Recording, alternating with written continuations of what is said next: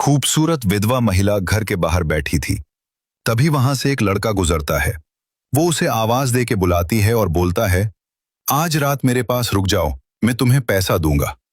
फिर उस रात उन दोनों के बीच जो हुआ, बह जानकर आपको इंसानियत पर भरोसा उठ जाएगा।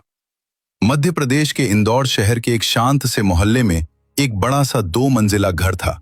उस घर में 27 साल की एक विधवा महिला रचना अकेली रहती थी। रचना बेहद खूबसूरत थी। उसकी खूबसूरती के चर्चे पूरे इलाके में थे, लेकिन उसके चेहरे पर हमेशा उदासी छाई रहती थी। उसके पति की मौत को अभी 2 साल ही हुए थे और तब से उसने खुद को दुनिया से लगभग अलग कर लिया था। घर इतना बड़ा था कि उसने उसके कुछ हिस्से किराए पर दे रखे थे ताकि घर में थोड़ी चहल पहल बनी रहे। लेकिन उस दिन कुछ ऐसा हुआ कि सारे किराएदार अपने अपने गांव चले गए और पूरा घर खाली हो गया। शाम ढल रही थी और रचना अपने घर के बाहर बने छोटे से पत्थर के चबूतरे पर बैठी हुई थी। हवा चल रही थी, लेकिन उसके अंदर डर बढ़ता जा रहा था, क्योंकि उसे बड़े खाली घर में रात बिताने से बहुत डर लगता था। वो बार बार घर की तरफ देखती और फिर सड़क की तरफ नजर घुमा लेती, जैसे किसी का इंतजार कर रही हो। तभी वहां से एक लड़का गुजरता है। उसकी उम्र करीब 24 साल होती है और उसका नाम होता है अमन। अमन पास के ही एक गोदाम में काम करता था और रोज इसी रास्ते से अपने घर जाता था। जैसे ही रचना की नजर उस पर पड़ती है, वह अचानक खड़ी हो जाती है और उसे आवाज देती है, सुनो जरा, 1 मिनट रुको। अमन थोड़ा चौंकता है, लेकिन रुक जाता है और उसकी तरफ देखने लगता है। रचना धीरे धीरे उसके पास आती है और थोड़ी झिझक के साथ कहती है, तुम काम करते हो ना? अगर मैं तुम्हें पैसे दूं तो क्या तुम आज रात मेरे घर रुक सकते हो? यह सुनकर अमन एकदम हैरान रह जाता है और कुछ सेकंड तक उसे समझ ही नहीं आता कि क्या जवाब दे। वो कहता है, क्या मतलब? मैं समझा नहीं। रचना घबराई हुई आवाज में कहती है, दरअसल आज घर में कोई नहीं है। मुझे अकेले बहुत डर लगता है। बस आज की रात रुक जाओ। अमन उसके चेहरे की घबराहट देखता है और समझ जाता है कि वह सच में डरी हुई है। वह कुछ देर सोचता है और फिर कहता है, ठीक है, मैं खाना खाकर आता हूं और फिर आ जाऊंगा। यह सुनते ही रचना को थोड़ी राहत मिलती है, लेकिन उसके मन में एक नया डर भी पैदा हो जाता है। वह सोचने लगती है कि कहीं उसने किसी अजनबी पर भरोसा करके गलती तो नहीं कर दी। रात धीरे धीरे गहराने लगती है और रचना बेचैन होकर दरवाजे के पास बैठी रहती है। इंतजार करती है कि अमन वापस आएगा या नहीं। रात पूरी तरह से अंधेरी हो चुकी थी और आसपास सन्नाटा फैल गया था। तभी गेट के पास हल्की सी आहट होती है और रचना चौंक कर खड़ी हो जाती है। दरवाजा खोलते ही सामने अमन खड़ा होता है और कहता है, मैं आ गया, आप टेंशन मत लो। रचना के चेहरे पर थोड़ी राहत दिखाई देती है और वो उसे अंदर आने के लिए कहती है। अमन घर के आंगन में चारों तरफ नजर घुमाता है और इतना बड़ा घर देखकर हैरान रह जाता है। वो कहता है, आप अकेले यहां रहती हो? रचना हल्की सी मुस्कान के साथ कहती है, हाँ, आदत हो गई है, लेकिन आज थोड़ा डर लग रहा था। अमन समझ जाता है और कहता है, आप आराम से अंदर सो जाओ, मैं बाहर ही बैठ जाता हूं। रचना उसे एक चादर देती है और कहती है, अगर कुछ भी जरूरत हो तो आवाज देना। इसके बाद वो अपने कमरे में चली जाती है, लेकिन दरवाजा अंदर से बंद कर लेती है। कमरे में आते ही उसका दिल तेज तेज धड़कने लगता है और दिमाग में तरह तरह के ख्याल आने लगते हैं। वो सोचती है, अगर उसने दरवाजा तोड़ दिया तो? अगर उसने कुछ गलत करने की कोशिश की तो? डर के कारण उसकी आंखों में नींद बिल्कुल नहीं आती और वो बार बार दरवाजे की तरफ देखने लगती है।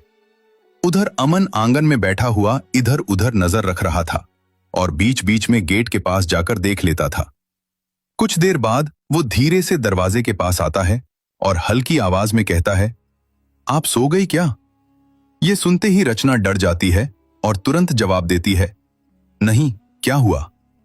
अमन शांत आवाज में कहता है, कुछ नहीं, बस ये बताने आया था कि आप डर मत हो, मैं बाहर ही हूं, कोई दिक्कत नहीं होने दूंगा। उसकी बात सुनकर रचना को थोड़ा सुकून मिलता है, लेकिन फिर भी उसका डर पूरी तरह खत्म नहीं होता। कुछ देर बाद अमन फिर कहता है, आप मुझे गलत मत समझना, मैं ऐसा इंसान नहीं हूं, मैं बस आपकी मदद कर रहा हूं। उसकी आवाज में सच्चाई थी, और यह बात रचना को महसूस होती है। धीरे धीरे उसका डर कम होने लगता है और आखिरकार थकान के कारण उसकी आंख लग जाती है। रात भर अमन जागता रहता है और घर के बाहर पहरा देता है। सुबह जब सूरज की रोशनी आंगन में आती है तो रचना की नींद खुलती है। वो जल्दी से बाहर आती है, लेकिन वहां अमन कहीं दिखाई नहीं देता। रचना इधर उधर देखती है और सोच में पड़ जाती है कि वो बिना बताए कहां चला गया। तभी उसे एहसास होता है कि उसने तो उससे पैसे भी नहीं लिए। रचना को उस दिन से अमन के बारे में सोचने की आदत सी हो जाती है और वो मन ही मन उसकी ईमानदारी की तारीफ करने लगती है। अगले दिन जब अमन फिर से उसी रास्ते से गुजरता है तो रचना उसे आवाज देकर रोक लेती है। वो मुस्कुराते हुए कहती है, कल तुम पैसे लिए बिना ही चले गए, ये लो अपने पैसे। अमन हल्की सी मुस्कान के साथ सिर हिलाता है और कहता है, नहीं, मैंने मदद की थी, कोई सौदा नहीं किया था। उसकी बात सुनकर रचना कुछ पल के लिए चुप रह जाती है और उसके दिल में उसके लिए सम्मान और बढ़ जाता है। धीरे धीरे दोनों के बीच बातचीत शुरू हो जाती है और कभी कभी रचना उसे चाय के लिए घर बुला लेती है। अब घर में किराएदार वापस आ चुके थे, इसलिए रचना को पहले जैसा डर नहीं लगता था। समय बीतता है और एक दिन अचानक तेज बारिश होने लगती है। अमन काम से लौट रहा होता है और जब वो रचना के घर के पास पहुंचता है तो उसकी नजर चबूतरे पर पड़ती है। वो देखता है कि रचना वहां बेहोश पड़ी हुई है और पूरी तरह भीग चुकी है। ये देखकर अमन घबरा जाता है और तुरंत उसके पास दौड़कर जाता है। वो उसे उठाकर देखता है तो पता चलता है कि उसे तेज बुखार है और उसका शरीर जल रहा है।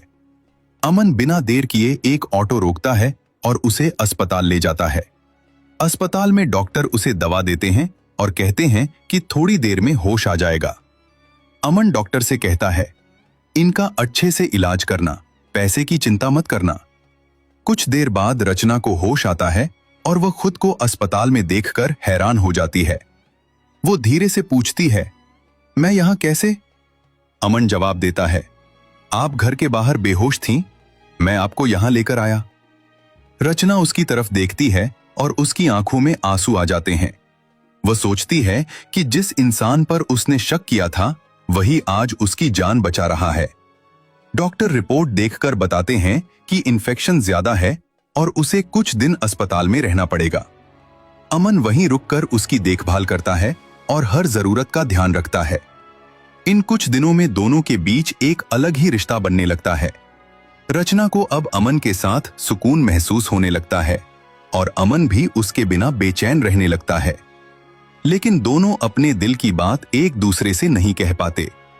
रचना इसलिए चुप रहती है क्योंकि वह खुद को एक विधवा मानकर पीछे हट जाती है और अमन इसलिए कुछ नहीं कहता क्योंकि वह खुद को उसके लायक नहीं समझता। उन्हें क्या पता था कि उनकी जिंदगी में अभी एक ऐसा मोड़ आने वाला है जो सब कुछ बदल देगा।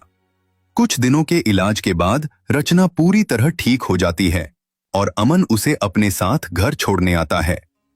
जब दोनों साथ में घर पहुंचते हैं तो मोहल्ले के लोग उन्हें देखकर बातें बनाना शुरू कर देते हैं। कोई कहता है, देखो अब ये हाल हो गया है इसका, तो कोई ताना मारता है, अकेले रहने का यही नतीजा होता है। रचना ये सब सुनकर चुप रहती है, लेकिन अंदर से टूटने लगती है। अमन यह सब सुनता है और उसका खून खौल उठता है, लेकिन वह उस समय कुछ नहीं कहता। घर के अंदर आने के बाद रचना उसे पैसे देने की कोशिश करती है, लेकिन अमन फिर मना कर देता है। वह कहता है, मैंने जो किया वो इंसानियत के लिए किया, पैसे के लिए नहीं। इसके बाद दोनों चाय पीते हुए बैठते हैं और बातों बातों में अमन उससे उसके अतीत के बारे में पूछ लेता है। रचना कुछ देर चुप रहती है और फिर रोते हुए अपनी पूरी कहानी बता देती है। वह बताती है कि उसके पति का बिजनेस था और उन्हीं के पार्टनरों ने साजिश करके उन्हें इस दुनिया से दूर कर दिया। यह सुनकर अमन को बहुत गुस्सा आता है, लेकिन वह उसे संभालते हुए कहता है, अब आप अकेली नहीं हो, मैं हूं आपके साथ। उस दिन के बाद दोनों के बीच दूरी और भी कम हो जाती है, लेकिन फिर भी अपने दिल की बात छुपाए रखते हैं। समय बीतता है और होली का त्योहार आ जाता है। अमन अपने दोस्तों के साथ रंग खेल रहा होता है, लेकिन अचानक उसे रचना का ख्याल आता है। वह सोचता है कि वह तो अकेली होगी, और कोई उसके साथ होली नहीं खेलता होगा। यह सोचकर वह रंग लेकर सीधे उसके घर पहुंच जाता है। वह हंसते हुए कहता है, आज मैं तुम्हारे साथ होली खेलूंगा। रचना उसे रोकते हुए कहती है, रंग लगाने से क्या होगा? अगर सच में रंग लगाना है तो मेरी मांग में सिंदूर भरो। अमन कुछ पल के लिए चौंकता है, लेकिन फिर मुस्कुरा देता है।